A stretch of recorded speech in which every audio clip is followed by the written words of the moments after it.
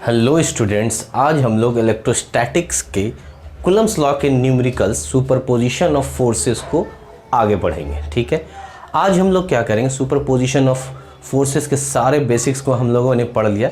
Lecture number 4, 5 और 6 बहुत ही important है आज के न्यूमेरिकल्स को पढ़ने के लिए। तो जिन्होंने पिछला लेक्चर्स नहीं देखा, जाके पहले देख ले, फिर यहाँ न्यूमेरिकल्स तुरंत समझ में आना शुरू हो जाएगा।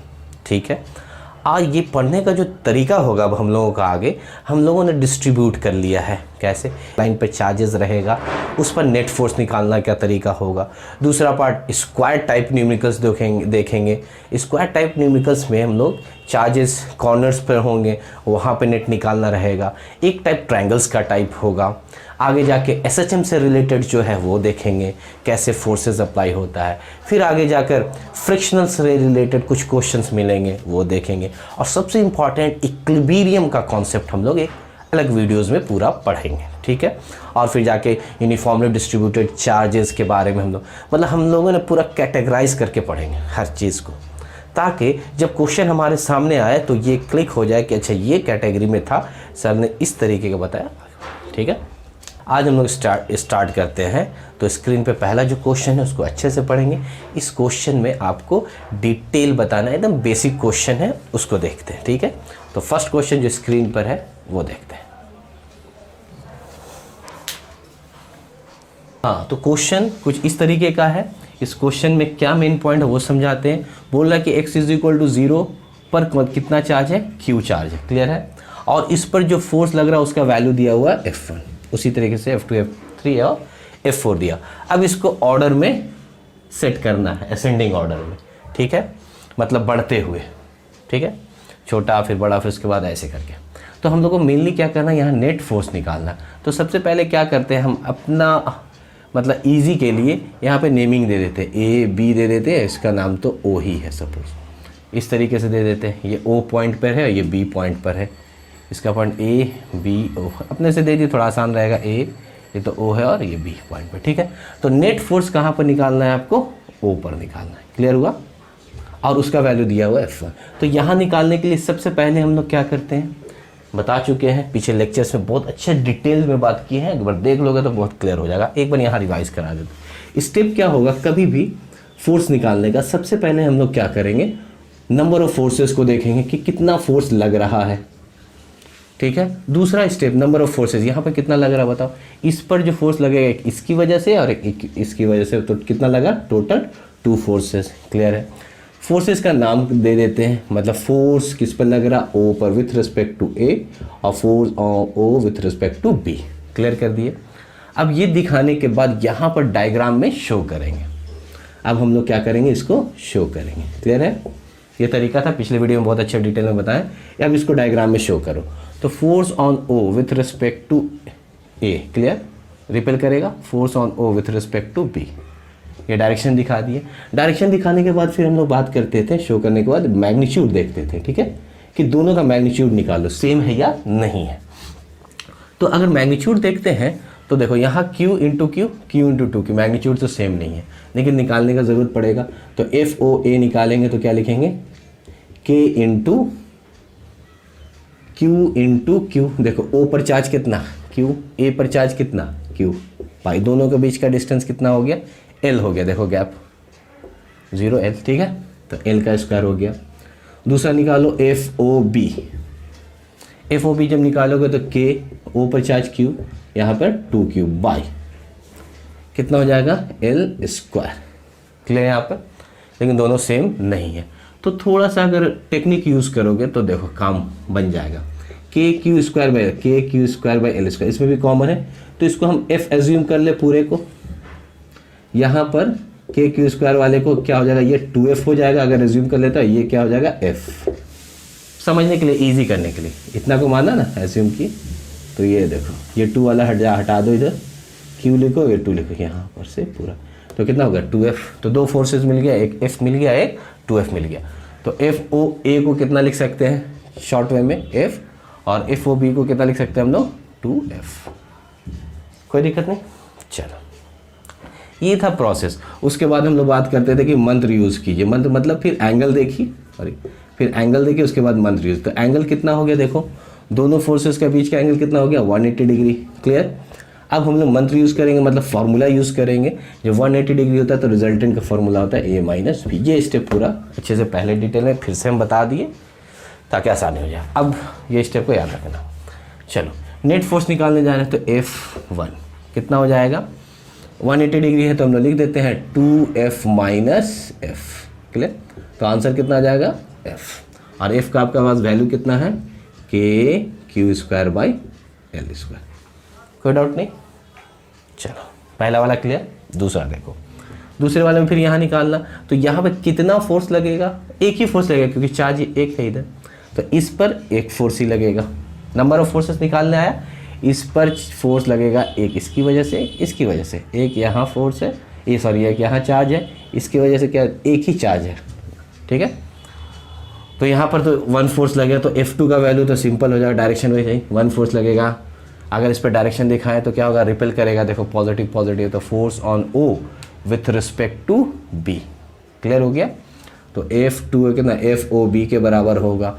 और FOB का गैप मालूम है, फॉर्मूला हो जाएगा KQ² बाई Q है ना, बाई कितना हो जाएगा L²। और ये देखो F के बराबर आ गया, इसका वैल्यू F के बराबर हो गया। थर्ड वाले केस में आओ। थर्ड वाले में कितना फोर्सेस लगेगा, यहाँ पर 2 फोर्सेस लगेगा। फिर वही कहानी, force on O with respect to B, force on O with respect to A। थोड़ा स्पीड करेंगे इस बार। तो F3 का जो वैल्यू हो जाएगा, दोनों का एंगल 180 डिग्री। और देखो चार्ज भी सेम है और डिस्टेंस भी सेम है, मतलब क्या हो गया, मैग्नीट्यूड सेम हो गया। मैग्नीट्यूड सेम और 180 डिग्री, तो A माइनस बी कितना हो जाएगा, 0। क्लियर। कैसे कि समझ में आया, क्योंकि देखो इस वाले केस में Q इंटू क्यू तो था, Q इंटू 2Q था, इसलिए मैग्नीट्यूड सेम नहीं हो रहा। लेकिन यहाँ देखो Q इंटू क्यू है, यहाँ भी Q और डिस्टेंस भी सेम हो गया। ठीक। F4 वाले में देखते हैं हम लोग। यहाँ देखो ये क्या करेगा, अट्रैक्ट है, तो FOA इधर हो गया, और ये क्या करेगा, इसको रिपेल करेगा, FOB इधर हो गया। अब दोनों के बीच का एंगल जो है वो कितना है, 0 डिग्री। क्लियर। फिर देखो नंबर ऑफ फोर्सेस 2 लगेगा, डायरेक्शन हमने दिखा दिया।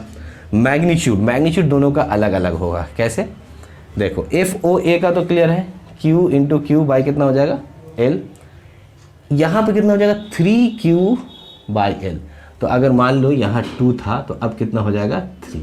तो एक आ गया आपका F और दूसरा आ गया 3F, मतलब कुछ इस तरीके का आ गया। FOA F ले लेना है और इसको 3F ले, और दोनों के बीच का एंगल 0 डिग्री। और 0 डिग्री जब होता है तो रिजल्टेंट का फॉर्मूला होता है A प्लस B, मतलब दोनों को ऐड करना है। तो F प्लस 3F कितना हो जाएगा, 4F हो जाएगा। क्लियर। और 4F के जगह पे कितना लिख सकते हैं, K इंटू F के जगह पे रख दो Q² बाई L²। इतना बात समझ में आया। अब हम लोग को असेंडिंग ऑर्डर में लिखना है।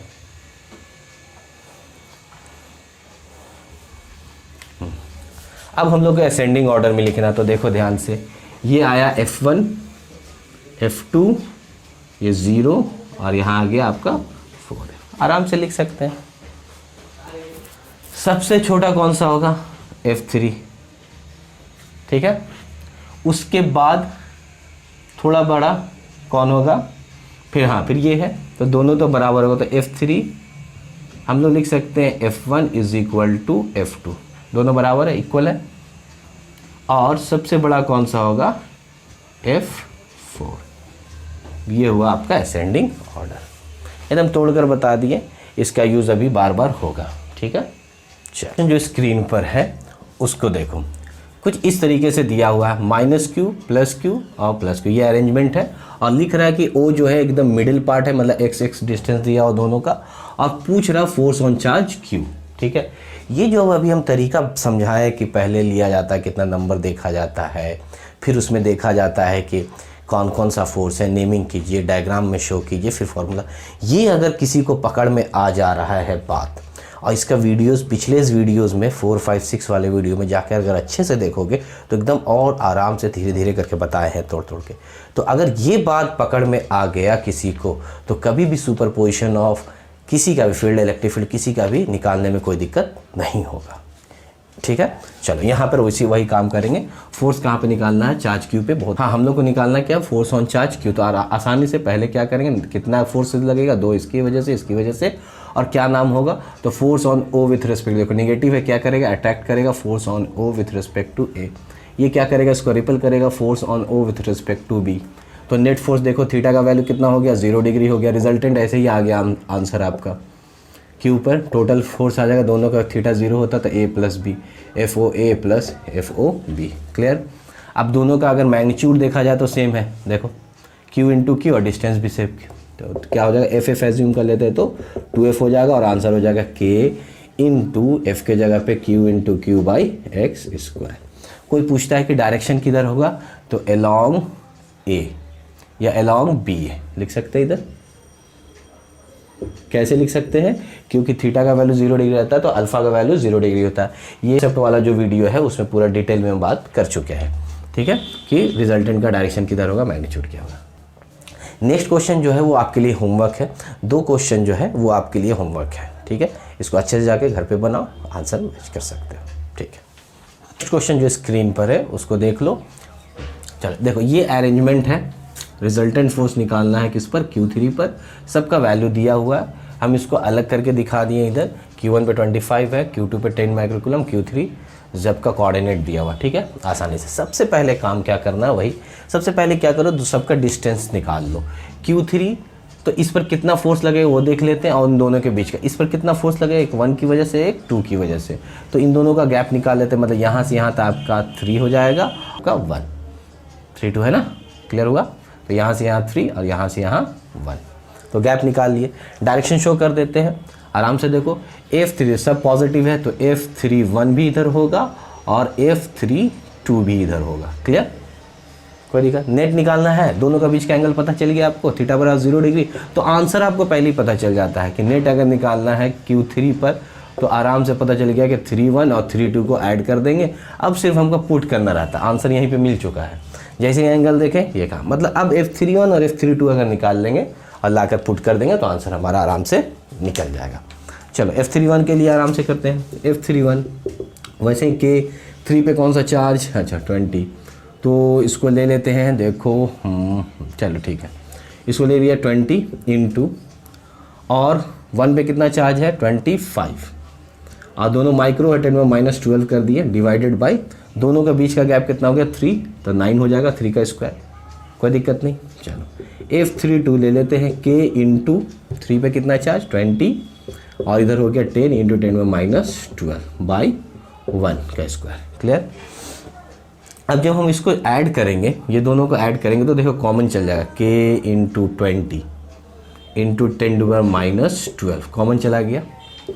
ऐड करो तो ऊपर में 25/9 हो जाएगा और प्लस हो जाएगा यहाँ पर 10, क्लियर, कोई दिक्कत नहीं।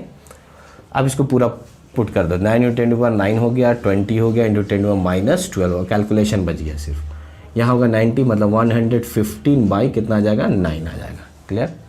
तो अभी हम लोग इसको कैलकुलेट करेंगे तो 18 इंटू 10 टू -2 हो जाएगा सब 10 का, और इंटू 105 बाई कितना हो गया 15/9, तो 9 2 से इधर कैंसिल हो गया, तो इधर आपका आ जाएगा ठीक है 3 230, 10 टू माइनस कितना आ गया 20 न्यूटन आ गया। इसको अगर हमको कन्वर्ट करना है 2.3 लिख सकते हैं न्यूटन में, ठीक है, 10 वाला हिसाब हो गया। क्वेश्चन जो स्क्रीन पे उसको पढ़ने से ये पता चलता है कि an infinite number of charges each equal to 4 microcoulomb. Infinite number of charges है, सबका वैल्यू कितना दिया 4 माइक्रोकूलम, और उसको कहाँ पर रखा गया है, x equal to 1 metre 2 metre 4 metre 8 metre and so on. Find the total force on the charge of 1 coulomb placed at origin. जो 1 कूलम रखा गया ओरिजिन पर, उस पर नेट फोर्स निकालना है। चलो क्वेश्चन को पढ़ने से ये डायग्राम दिमाग में आता है, कैसे होगा। देखो ओरिजिन पर रख दिया क्यू नॉट का वैल्यू ले लिया 1 कूलम, यहीं पर नेट फोर्स निकालना है। किसकी वजह से, इनफाइनाइट नंबर ऑफ चार्जेस है, सबका वैल्यू सेम है 4 कूलम, और इस तरीके से आगे रखा गया, क्लियर है। चलो तो यहाँ निकालना, फिर वही कहानी हो जाएगा। यहाँ पर क्या होगा, इसकी वजह से, ऐसे इनफाइनाइट होगा कि नहीं होगा, बहुत सारा होगा। तो हम लोग जब इस पर देखते हैं, और सब क्या करेगा, एक दूसरे को रिपेल करेगा। देखो इसकी वजह से भी सबका वैल्यू हम ले लेते हैं, मान लो सेम है मैग्नीट्यूड तो क्यू क्यू ले लेते हैं, आसान होगा। ठीक है, चलो अब एफ नेट निकालना है हम लोग को कहाँ पर, ओ पर, और सबके बीच का एंगल कितना होगा 0 डिग्री, तो सीधा सीधी हम लोग ऐड कर सकते हैं ए प्लस बी वाला फॉर्मेट से। तो फोर्स ऑन ओ, ठीक है, विथ रिस्पेक्ट टू सपोज 1 ले रहे हैं फर्स्ट वाले की वजह से, force on O with respect to 2 ले रहे हैं, force on O with respect to ये वाला 4 ले रहे हैं, और force on O with respect to 8 जो दिया हुआ है, और इसी तरीके से आगे भी चलेगा। ठीक है, सबका डिस्टेंस थोड़ा ध्यान देना, ये तो 1 मीटर हो जाएगा, इसका लेंगे तो 2 होगा। ठीक है, यहाँ से देखना है, और यहाँ से 4, ये तो कोई दिक्कत नहीं, डिस्टेंस वाला कोई दिक्कत नहीं। चलो अब वैल्यू को हम लोग रखते हैं अच्छे तरीके से। अगर हम इसको वैल्यू को रखेंगे तो k into Q not 1 charge, और 1 पे कितना चार्ज है आपका 4, सब जगह सेम है, बाई, अच्छे से देखो 1 का लिख रहे हैं। अगर हम इसके लिए लेंगे 1 के लिए तो 1 का स्क्वायर हो जाएगा।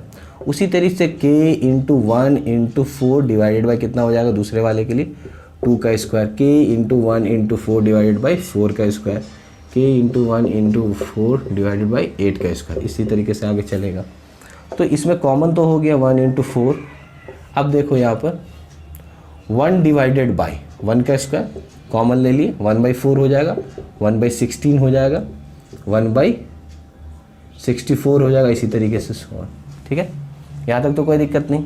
अब को जो अब ऐड करना है वो किसके हिसाब से होगा, जीपी के हिसाब से, ज्योमेट्रिक प्रोग्रेशन के हिसाब से। एपी जीपी पढ़े हो गया है ना, तो इन जीपी के हिसाब से जो सम का फॉर्मूला होता है वो होता है a बाई 1 माइनस आर, जहाँ पे a क्या है फर्स्ट टर्म को लिया जाता है और r क्या है कॉमन रेशियो है। ठीक है, ये कॉमन रेशियो बेसिकली r बराबर लिख सकते हैं a2 by a1, a3 by a2, इसी तरीके से आगे। ठीक है, तो फर्स्ट टर्म तो दिख रहा है 1 है, 1 माइनस आर का वैल्यू निकाल लेते हैं, ये क्या हो जाएगा 1/4 second term divided by first term, तो आंसर कितना हो गया 1/4। आगे भी निकाल सकते हैं, देख सकते हो, चेक कर सकते हो, 1/16 डिवाइडेड बाई 1/4, तो आंसर कितना आ जाएगा 1/4। आंसर कितना आ जाएगा 1/4। तो a1 माइनस 1/4 लिख सकते हैं इसको। अब हम लोग जब एलसीएम लेंगे तो यहाँ आ जाएगा 4/3 पूरा करने के बाद। ठीक है, 3/4। तो ये आपका निकल गया सम इस वाले के लिए। अब हम लोग आगे लिख सकते हैं इसको कैसे, यहाँ पर आओ, नेट फोर्स देख रहे थे ओ पर, तो 9 इंटू 10⁻9 रख दें, और ये हो जाएगा आपका 4 इंटू 10⁻6 हो गया। चेंज कर दे रहे हैं इसको, 4 माइक्रो कूलम है, ठीक है, उसको चेंज कर दिया कूलम में, और यहाँ आपका आ गया 4/3 इस पूरे को ऐड करने के बाद। तो यहाँ हो गया 3 3 9 हो गया, इधर 48 हो गया, इंटू 10⁻³ कितना हो गया 3 हो गया। क्लियर, इतना फोर्सेस एक्ट करेगा। ठीक है, समझ में आ गया, बस थोड़ा ध्यान रखना है। अब नेक्स्ट क्वेश्चन जो है एकदम सेम बेस पर है, जो अभी पढ़ा है उसको बना लेना, ये आपका होमवर्क रहा। ठीक है, चलिए नेक्स्ट दो क्वेश्चन है, ये आपका होमवर्क रहा, अच्छे से बनाओगे इसको सब, और सब क्वेश्चंस एक स्टैंडर्ड क्वेश्चन है, उसको बनाओगे, छोड़ना नहीं है। ठीक है, उसको बना लेना है पहले। ठीक है, आसान क्वेश्चन है, टेंशन नहीं लेना इसमें। इसमें क्या है, डायग्राम में कुछ इस तरीके से दिया हुआ, रेशियो निकालना, मतलब F21 और F23 निकाल लेंगे, काम हो जाएगा। तो इसमें डायरेक्शन वगैरह शो करने का ज़रूरत भी नहीं है, क्योंकि नेट नहीं निकालने बोल रहा।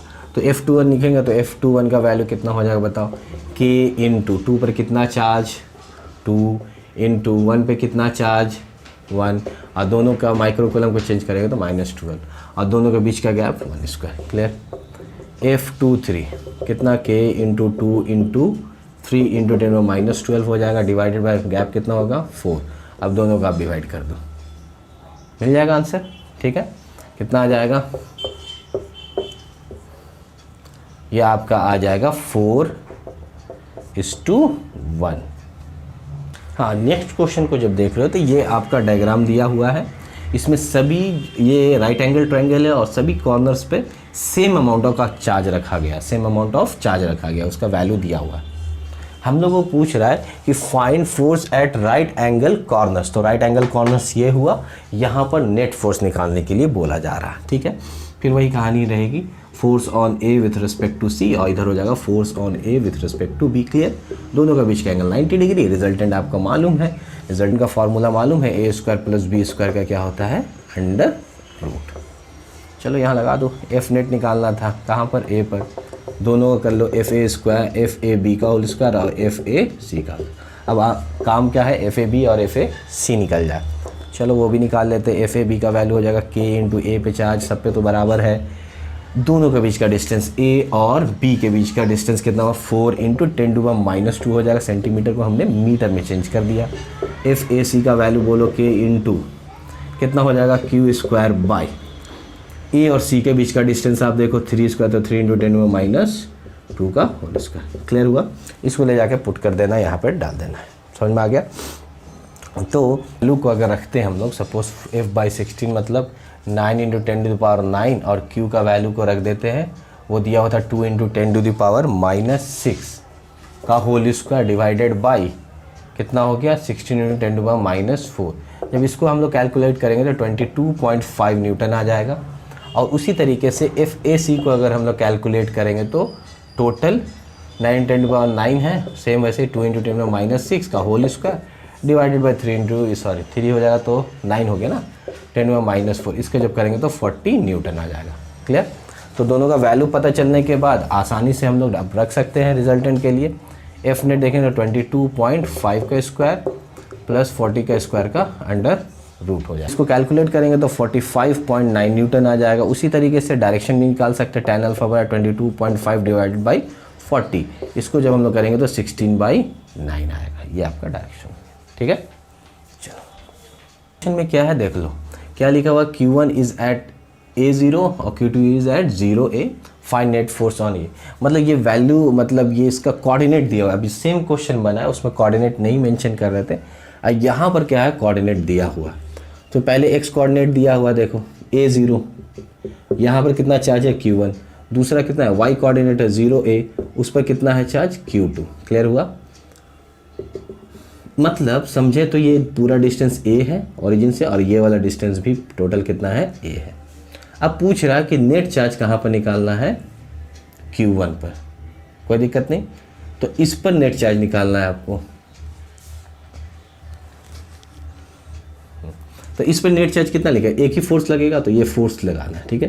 तो मेनली क्या होता है दिक्कत, अप्लाई करना रहता है यहाँ पर एंगल।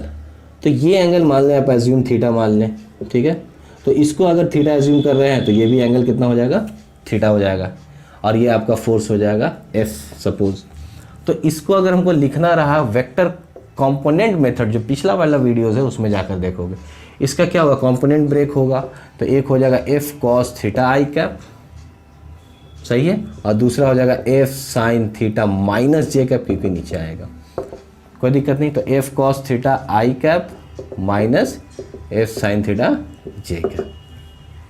अब सवाल उठता है कि सर थीटा कितना लेंगे, क्या आंसर यहीं तक छोड़ देंगे, थीटा ले सकते हैं। अब देखो ध्यान से, अगर इसमें tan थीटा लगाओगे तो P/B हो जाएगा, मीन्स A/A हो जाएगा, कितना आ गया, अल्फ़ा का वैल्यू आ जाएगा 45 डिग्री tan थीटा, ठीक है। तो अब हम लोग रख सकते हैं F cos 45 degree I cap minus F sin 45 degree J cap लिख सकते हैं। तो आ गया F डिवाइडेड बाई, ठीक है, F डिवाइडेड बाई कितना होगा, √2 i cap minus F by √2 j cap. ये टोटल फोर्स आया, ठीक है। अब हमको F को लिखना है तो हम लोग लिख सकते हैं Q1 Q2 बाई r² के टर्म में। F का मैग्नीट्यूड निकालना कि ये F के जगह पे क्या पुट करेंगे, कर सकते हैं। अगर ये है A और ये, तो पाइथागोरस से √2a हो जाएगा। क्लियर?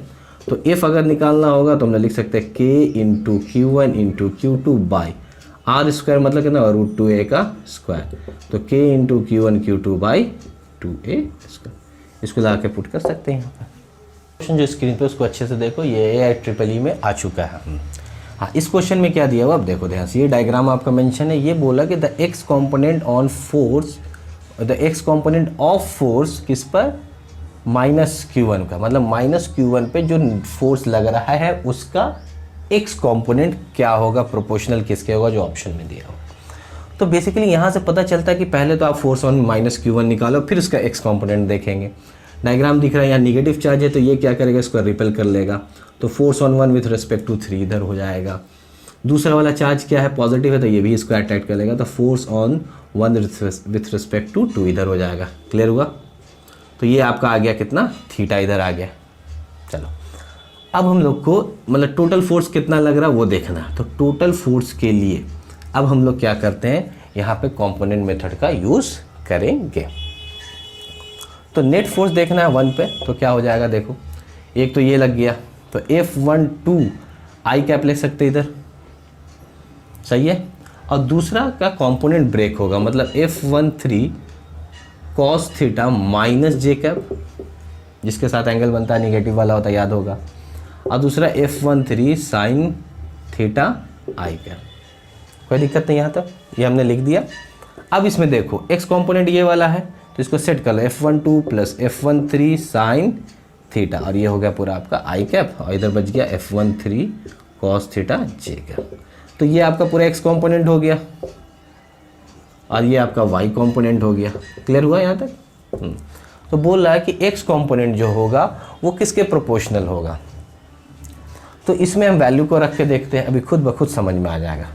देखो ध्यान से, F12 और F13 है ना, तो F12 का वैल्यू रखो, तो K इंटू 1 पर कितना चार्ज है, Q1, और 2 पर Q2 है, कोई दिक्कत नहीं, बाई कितना डिस्टेंस है, b स्क्वायर, प्लस F13 तो K into Q1 into Q3 by कितना है डिस्टेंस, a स्क्वायर, और साथ में क्या है, साइन थीटा।